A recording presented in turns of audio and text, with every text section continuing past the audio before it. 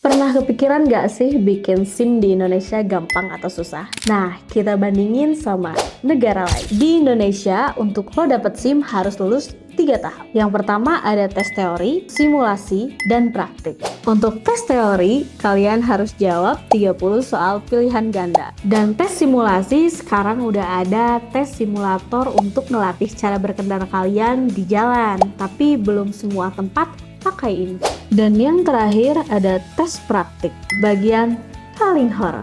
Buat SIM C, kalian harus ngelewatin trek angka 8, zigzag, dan rem mendadak. Kalau gagal, ya ulangi lagi. Dan ini dia perbandingan perbuatan SIM di negara lain. Di Jerman, kalian nggak bisa dapet SIM langsung. Jadi, kalian harus kursus di sekolah mengemudi resmi. Dan untuk tes teori, kalian harus jawab 30 soal tentang lalu lintas dan nggak boleh salah lebih dari 10 poin.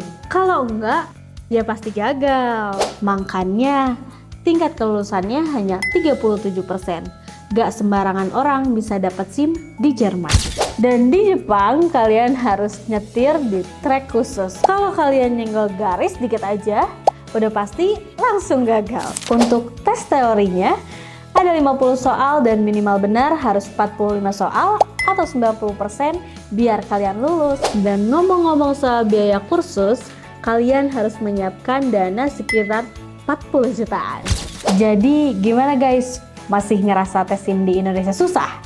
Atau malah gampang banget? Tulis di komen negara mana yang paling susah untuk tes SIM-nya menurut kalian. Dan kalau kalian gak ada waktu ke Samsat, STM Kago aja. STM Kago pasti aman.